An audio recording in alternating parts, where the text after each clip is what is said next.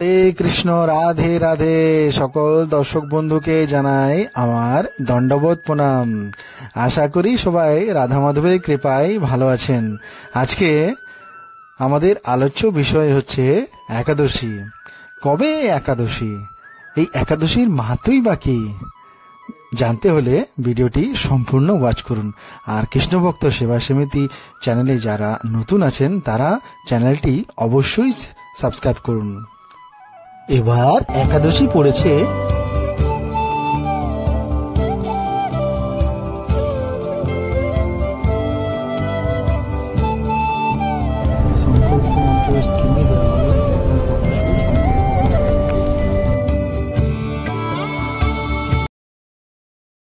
শয্যা ত্যাগ করে শুচিশুদ্ধ হয়ে শ্রীহরির মঙ্গল আরতিতে আসন করতে হয়। একাদশীর দিন ভোরে শয্যা ত্যাগ করে শুচিশুদ্ধ হয়ে শ্রীহরির মঙ্গল আরতিতে অংশগ্রহণ করতে হয়। শ্রীহরির পদপদ্মে প্রার্থনা করতে হয়, হে শ্রীকৃষ্ণ, আজ যেন এই মঙ্গলময়ী পবিত্র একাদশী সুন্দরভাবে পালন করতে পারি। আপনি আমাকে কৃপা করুন। একাদশীতে গায়ে তেল মাখা, সাবন মাখা, পরনিন্দা, পরচর্চা, মিথ্যা ভাষণ, ক্রোধ, দিবা নিদ্রা, সাংসারিক আলাপ আলোচনা ইত্যাদি বর্জনীয়। এবার আমলকি একাদশীর মাহাত্ম্য আমি পাঠ করে শোনাবো, আপনারা কৃপাপূর্বক শ্রবণ করুন।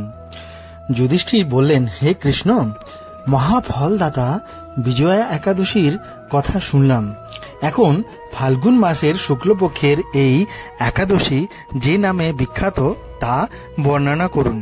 শ্রীকৃষ্ণ বললেন, হে মহাভাগ যুধিষ্ঠির, মান্ধাত্তার প্রশ্নের উত্তরে মহাত্মা বশিষ্ঠ এই একাদশীর মহিমা কীর্তন করেছিলেন। আপনার কাছে এখন এই কথাই আমি বলছি। এই একাদশীর নাম আমলকি। বিষ্ণুলোক প্রদানকারী রূপে এই একাদশী বিশেষভাবে মহিমান্বিত। একাদশীর দিন আমলকি বৃক্ষের তলে রাত্রি জাগরণ করলে সহস্র গাভীদানের ফল লাভ হয়। হে পাণ্ডুনন্দন, পূর্বে ব্রহ্মার রাত্রিতে দৈনন্দিন প্রলয় উপস্থিত হলে স্থাবর জঙ্গম সহ দেবতা, অসুর ও রাক্ষস সবকিছুর বিনাশ হয়। তখন ভগবান সেই কারণ সমুদ্রে অবস্থান করেন। তার মুখপদ্ম থেকে চন্দ্রবর্ণের এক বিন্দু জল ভূমিতে পড়ে। সেই জলবিন্দু থেকে একটি বিশাল আমলকি বৃক্ষ উৎপন্ন হয়। এই বৃক্ষের স্মরণ মাত্র গোদানের ফল, দর্শনে তাহার দ্বিগুণ এবং ফলাভক্ষণে 3 গুণ ফল লাভ হয়। এই বৃক্ষে ব্রহ্মা, বিষ্ণু আর মহেশ্বরে সর্বদা অবস্থান করেন। তাহলে এই বিশাল আমলকি বৃক্ষ যদি বৃক্ষটা স্মরণ করেন তাহলে গোদানের ফল, আর যদি দর্শন করেন তার ফল দ্বিগুণ, আর যদি আমলকি ফল আপনারা ভক্ষণ করেন অর্থাৎ খান তাহলে 3 গুণ ফল পাওয়া যায়। আর এই বৃক্ষে ব্রহ্মা, বিষ্ণু, মহেশ্বর সর্বদাই বিরাজ করে। এর প্রতিটি শাখা প্রশাখা ও পাতায় ঋষি, দেবতা ও প্রজাপতিগণ বাস করেন। এই বৃক্ষকে সমস্ত বৃক্ষের আদি বলে বলা হয় এবং তা পরম বৈষ্ণব রূপে বিখ্যাত। অতএব এই শ্রেষ্ঠ ব্রত সকলেরই পালনীয়। এখন এই ব্রতের একটি অভূত ইতিহাস আপনার কাছে বর্ণনা করছি। প্রাচীনকালে বৈদিশ নামে এক প্রসিদ্ধ নগর ছিল। এই নগরে চৈত্ররথ নামে এক রাজা রাজত্ব করতেন। চন্দ্রবংশীয় পাশবিন্দুক রাজার পুত্ররূপে তিনি জন্মগ্রহণ করেন। তিনি অত্যন্ত শক্তিশালী ও ঐশ্বর্যশালী ছিলেন। শাস্ত্র জ্ঞানেও তিনি ছিলেন সুনিপুণ। তার রাজ্যের সর্বত্র মনোরম আনন্দপূর্ণ এক দিব্য পরিবেশ লক্ষ্য করা যেত। প্রজারাও ছিলেন বিষ্ণু ভক্তি পরায়ণ। সকলেই একাদশী ব্রত পালন করতেন। তার রাজ্যে কোনো অভাব অমঙ্গল ছিল না। এইভাবে প্রজাদের নিয়ে রাজা চৈত্ররথ সুখে দিন যাপন করতেন। এক সময় ফাল্গুনী শুক্লপক্ষের দ্বাদশী যুক্তা আমলকি একাদশী তিথি সমাগত হওয়ায় রাজ্যে সকলেই এই ব্রত পালনের সংকল্প করলেন।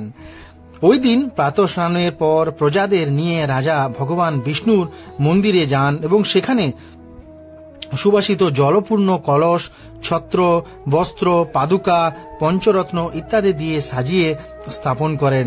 তারপর ধূপ দীপ দিয়ে যত্ন সহকারে মুনি ঋষিদের দ্বারা শ্রী পরশুরাম মূর্তি সমন্বিত আমলকির পূজা করেন। হে পরশুরাম, হে রেণুকার সুখবর্ধক, হে ধাত্রী, হে পাপ বিনাশিনী আমলকি, তোমাকে প্রণাম, আমার অর্ঘ্য জল গ্রহণ করো।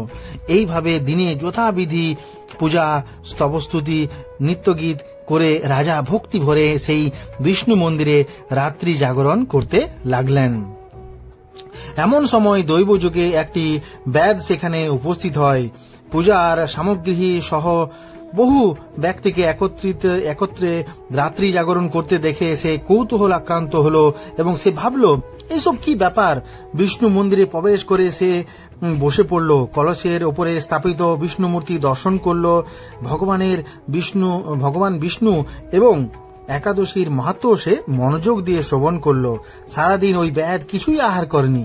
এইভাবে ক্ষুধায় কাতর হয়ে সেখানে সে রাত্রি জাগরণ করল। পরদিন প্রজাসহ রাজার নগরের দিকে যাত্রা করলেন। সেই ব্যাধও তার গৃহে ফিরে গেলেন। এরপর এক সময় ব্যাধের মৃত্যু হল।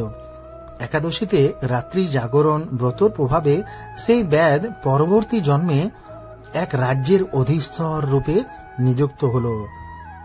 জয়ন্তী নামে এক নগরী ছিল। সেখানে বিদুরথ নামে এক রাজা বাস করতেন।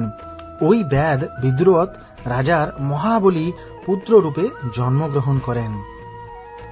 তার নাম বসুরথ। 1,00,000 গ্রামের আধিপত্য তিনি লাভ করলেন।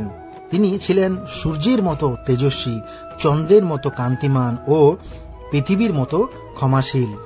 বিভিন্ন সদ্গুণে ভূষিত বসুরথ পরম বিষ্ণু ভক্তি পরায়ণ হন। এই মহাদাতা রাজা একবার শিকার করতে গিয়ে পথ ভুলে যান। গভীর জঙ্গলের মধ্যে ক্ষুধায় পীড়িত হয়ে তিনি ক্লান্তিবশত শুয়ে পড়েন। একসময় কতগুলি পর্বত নিবাসী শ্লেচ্ছ রাজাদের কাছে এসে নানাভাবে উৎপীড়ন করতে থাকে। রাজাকে তাদের শত্রু মনে করে তারা তাকে হত্যা করতে চেষ্টা করে। পূর্বেই ওই রাজা আমাদের পিতা মাতা পুত্র সবাইকে মেরে ফেলেছে, আমাদের গৃহছাড়া করছে। এইরকম বলতে বলতে শ্লেচ্ছরা রাজাকে হত্যা করতে উদ্যত হয়। তারা বিভিন্ন অস্ত্র শস্ত্রে তাকে আঘাত করতে থাকে, কিন্তু আশ্চর্যের বিষয় তাদের সকল প্রচেষ্টা ব্যর্থ হয়। রাজার কোনো ক্ষতিই তারা সাধন করতে পারেনি। তখন রাজার শরীর থেকে নানা অলঙ্কারে বিভূষিতা এক পরমা সুন্দরী স্ত্রী মূর্তি আবির্ভূত হন। মহাশক্তি ধারিণী ওই নারী অল্প সময়ের মধ্যে সকল পাপী শ্লেচ্ছকে নিধন করেন। রাজার নিদ্রাভঙ্গ হল। এই ভয়ানক হত্যাকাণ্ড দেখে রাজা অত্যন্ত বিস্মিত হলেন। তিনি বলতে লাগলেন, আহা, আমার শত্রুদের হত্যা করে কে আমার প্রাণ রক্ষা করলো? এমন কৃপালু কে আছে? আমি তার প্রতি আমার কৃতজ্ঞতা প্রকাশ করছি। এমন সময়ে দৈববাণী হল, ভগবান কেশব ব্যতীত শরণাগতকে রক্ষা করবার আর কে আছে? তিনি শরণাগতর পালক। দৈববাণী শুনে তিনি ভক্তিযুক্ত চিত্তে গৃহে ফিরে গেলেন। তারপর প্রজা সহ মহাসুখে ইন্দ্রের মতো নিষ্কণ্টক রাজ্য ভোগ করতে লাগলেন। বশিষ্ঠ বললেন, হে রাজন, যে মানুষ এই পরম উত্তম আমলকি একাদশী ব্রত পালন করে তিনি নিঃসন্দেহে বিষ্ণুলোক প্রাপ্ত হন। তাহলে আপনারা দেখলেন যে এক সামান্য ব্যাধ যে একাদশীর ব্রত শ্রবণ করলেন, ব্রত মাহাত্ম্য শ্রবণ করলেন এবং রাত্রি জাগরণ করলেন, তাতে ব্যাধ থেকে এক রাজায় পরিণত হয়ে গেলেন। এই হচ্ছে একাদশীর মাহাত্ম্য। আমার অনুরোধ, আপনারা সবাই একাদশী ব্রত পালন করুন এবং সবাইকে উৎসাহিত করুন একাদশী করার জন্য। রাধে রাধে। একাদশী ব্রত হচ্ছে সর্বশ্রেষ্ঠ ব্রত। যত ব্রত আছে তার মধ্যে এই একাদশী ব্রত হচ্ছে সর্বশ্রেষ্ঠ। ভগবান শ্রীকৃষ্ণের অতি প্রিয় ব্রত। এই একাদশী ব্রত আমাদের সমস্ত পাপ বিনষ্ট করে দেয়। তাই আমাদের অনুরোধ, আপনারা প্রত্যেকে এই পরম পবিত্র ফলদায়ী এই একাদশী ব্রত পালন করুন।